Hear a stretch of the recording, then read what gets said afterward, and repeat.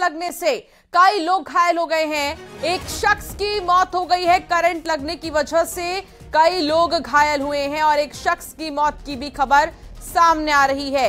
एक तरफ लगातार भारी बारिश का दौर देखा जा रहा है तो दूसरी तरफ करंट लगने से एक की मौत और 10 से ज्यादा लोग घायल बताए जा रहे हैं। कई लोग अभी तक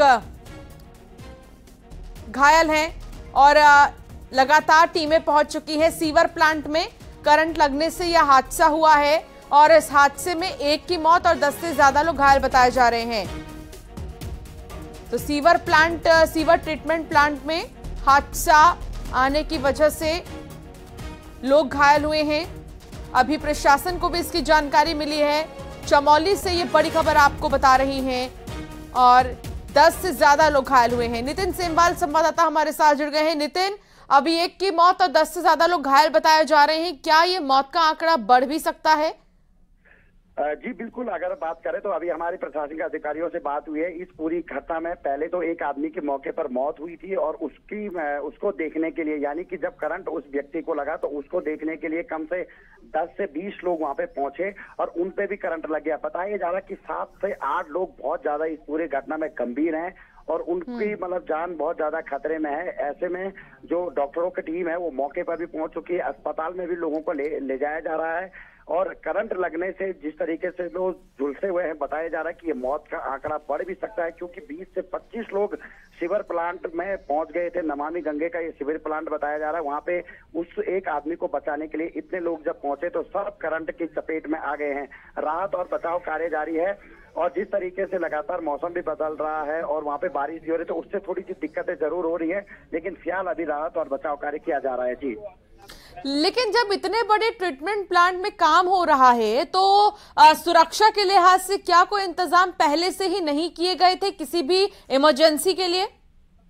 जी, यही सारे लोग वहाँ पे जो स्थानीय लोग हैं ये यही कह रहे हैं कि जो वहाँ पे लापरवाही की गई है विभाग के द्वारा या नमामि गंगे प्रोजेक्ट के द्वारा या विद्युत विभाग के द्वारा, उसकी वजह से ये करंट लगा हुआ है। और कई लोगों को तो ये भी कहना है कि जो करंट का जो सिचुएशन है उसको पहले ही अवगत करा दिया गया था, लेकिन उसके बाद भी कार्रवाई नहीं हुई है और इसमें अधिक से अधिक लोग इस समय झुलसे हुए हैं कि उनकी जान पर बन आई है। तो कहीं ना कहीं लोगों का विभाग पर भी गंभीर आरोप है कि लापरवाही यहाँ पे साफ बनी हुई है। जी बिल्कुल, आरोप तो लग रहे हैं। सुनील नवप्रभात भी हमारे साथ जुड़ गए हैं। सुनील नवप्रभात, क्या जानकारी मिल रही है इस पूरे मामले में? भी प्रशासन की तरफ से कुछ कहना सामने आया है? टीमें क्या रवाना कर दी गई हैं? देखिए, अभी जो यहाँ पर शासन में जो सूचना आई है कि चमोली में जो सीवर ट्रीटमेंट प्लांट का जो काम चल रहा था उसके केयर टेकर को वहां पर करंट लगा। करंट लगने से उसकी मौत हो गई थी और जब उसका पोस्टमार्टम वहां पर चल रहा था तो वहां पर जो तमाम लोग थे वो भी वहां पर पहुंचे थे, प्रशासन के लोग भी वहां पर पहुंचे थे। लेकिन इस बीच जो बिजली की नंगी तारें थी उसकी चपेट में जो भी लोग वहां पर खड़े थे वो सबके सब उसकी जद में आ गए और जो सूचना डिजास्टर कंट्रोल रूम को मिली है उसके अनुसार 24 लोग घायल और मृतक मिला कुल 24 लोग हैं जो इससे सीधे तौर पर अफेक्टेड हुए हैं। अभी मृतकों की संख्या क्या है ये अभी पूरी तरह से कंफर्म नहीं है, लेकिन जो जानकारी आई है कि 24 लोग इससे सीधे तौर पर प्रभावित हुए हैं, जिनमें घायल भी हैं और मृतक भी। जी, यानी कि कुल 24 लोग थे। एक बड़ा अपडेट आप दे रहे हैं आंकड़ों को लेकर कि कुल 24 लोग ऐसे हैं जो प्रभावित हुए हैं। और मौत की खबर को लेकर क्या जानकारी मिल रही है? क्या किसी की मौत भी हुई है सुनील?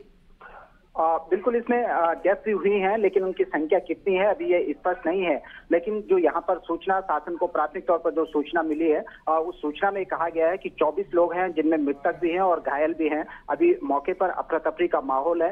सवाल ये भी उठ रहे हैं कि जब करंट लगने के बाद केयर टेकर की मौत हो गई थी तो उसके बाद हाइडिल ने बिजली विभाग ने वहां पर विद्युत कनेक्शन क्यों नहीं काटा कि वहां पर नंगी तारें पड़ी रही। जो लोग वहां पर आए, चूंकि ये बरसात का समय है तो करंट फैल गया और जितने भी लोग वहां पर पहुंचे थे मौके पर, जब पीएम वहां पर चल रहा था, प्रशासन के लोग भी इसमें मौजूद थे, वो सारे के सारे लोग एक के बाद एक करंट की चपेट में आ गए।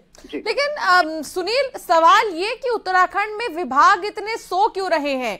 इससे पहले मुख्यमंत्री पुष्कर सिंह धामी ग्राउंड जीरो पर पहुंचे, उन्होंने जनप्रतिनिधियों को फटकार लगाई। इसके अलावा तमाम जो विभागों के ऑफिसर्स हैं उनको उन्होंने आदेश जारी किए कि हर स्थिति में अलर्ट रहना है, एक्टिव रहना है।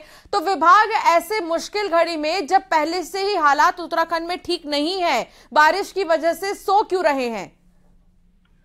देखिए बिल्कुल सही बात है। मुख्यमंत्री कड़े तौर पर निर्देश दे चुके हैं तमाम अधिकारियों को कि वो अपनी अपनी ड्यूटी पर तैनात रहें, अपने अपने क्षेत्रों में अलर्ट रहें 24 आवर्स। लेकिन अभी चूंकि घटना तात्कालिक तौर पर हुई है, मौके की क्या परिस्थितियां थी, किन परिस्थितियों के मद्देनजर ये इतना बड़ा हादसा वहां पर आया, इसकी अभी पूरी डिटेल शासन के पास भी नहीं पहुंची है, सरकार के पास भी नहीं पहुंची है। लेकिन प्राथमिक तौर पर जो सूचना आई है कि करंट लीक होने से जो बिजली की वहां पर नंगी तारें पड़ी हुई थी, उसकी जद में आकर ये बड़ा हादसा सामने आया है। जी। लेकिन सुनील, कौन कौन सी टीमें अभी वहां पर पहुंच चुकी हैं प्लांट के पास? जो लोग घायल हैं उन्हें अस्पताल पहुंचाने का सिलसिला क्या अभी भी जारी है? बिल्कुल, वहां पर राहत बचाव कार्य शुरू कर दिए गए हैं। शासन की ओर से भी निर्देश दिए गए हैं कि तत्काल वहां पर जो राहत कार्य है उनको शुरू किया जाए। जो डिस्ट्रिक्ट मजिस्ट्रेट हैं वो वहां पर मौके पर पहुंच चुके हैं, प्रशासनिक टीमों को मौके पर भेजा गया है और कोशिश ये है कि जल्दी से जल्दी जो घायल हैं उनको हॉस्पिटलाइज किया जाए, उनको प्राथमिक तौर पर उनको वहां पर ट्रीटमेंट दिया जाए। उसके बाद इस घटना का पूरा आंकलन होगा कि आखिर किसकी गलती के कारण किन हालात में ये इतना बड़ा हादसा वहां पर घट गया। जी, क्या ये हादसा सुनील वर्किंग आवर्स में ही हुआ था? देखिए बिल्कुल वर्किंग आवर्स में ये हादसा हुआ था। हादसे के साथ साथ ये बड़े सवाल उठ रहे हैं कि जब वहां पर इतने बड़े पैमाने पर काम चल रहा था तो किन खामियों के चलते इतना बड़ा हादसा हो गया। जब केयर टेकर वहां पर करंट की चपेट में आया, उसकी मौत हो गई, उसके बाद उसको पीएम के लिए ले जाया जाता है। जब पीएम के लिए भी ले जाया जा रहा था तो उसके बावजूद भी विद्युत विभाग ने वहां पर जो बिजली थी उसको बंद क्यों नहीं किया, उसको डिस्कनेक्ट क्यों नहीं किया? यदि समय पर अगर ये कदम उठा लिए जाते, पहले ही जब केयर टेकर करंट की चपेट में आया था उस समय एहतियात बरत लिए जाते तो उसके बाद इतना बड़ा हादसा सामने नहीं आता। खैर, इस मामले की जांच होगी, जांच में क्या तथ्य सामने आते हैं, लेकिन प्राथमिक तौर पर राहत और बचाव कार्य शुरू कर दिए गए हैं। जी, एक और सवाल सुनील, कि जो लोग घायल हुए हैं उनमें क्या कोई बाहरी भी है या फिर सारे वर्कर ही हैं? देखिए अभी इसकी पूरी डिटेल नहीं मिल पाई है, लेकिन आप ये मानकर चलिए कि चूंकि वहां पर काम चल रहा था तो उसमें लेबर भी होंगे। चूंकि पीएम हो रहा था, वहां पर एक व्यक्ति की करंट लगने से मौत हो चुकी थी तो वहां पर लोकल लोग भी रहे होंगे, जो लोकल एडमिनिस्ट्रेशन है उसके लोग भी वहां पर रहे होंगे। कुछ देर बाद अगले कुछ मिनटों में ये पूरी डिटेल भी हमारे पास होगी, इसकी जानकारी आ जाएगी कि आखिर किन परिस्थितियों में ये हादसा हुआ, कौन कौन लोग इसकी चपेट में आए, मृतकों की संख्या क्या है, कितने लोग वहां पर घायल हुए हैं। जी, चलिए ठीक है सुनील, नजर बनाए रखिएगा, आगे भी आपसे जानकारी लेंगे इस पूरे मामले में। दोबारा से आपसे तमाम सवाल होंगे, लेकिन इस बीच आपको एक बड़ी अपडेट दे देते हैं। बड़ी अपडेट ये कि 24 से 25 लोग ऐसे हैं जो प्रभावित हुए हैं इस पूरे हादसे में। एक शख्स की मौत की खबर है। सीवर ट्रीटमेंट प्लांट में हादसा हुआ है। रेस्क्यू के लिए मौके पर पुलिस भी पहुंच गई है। करंट लगने से कई लोग घायल हुए हैं।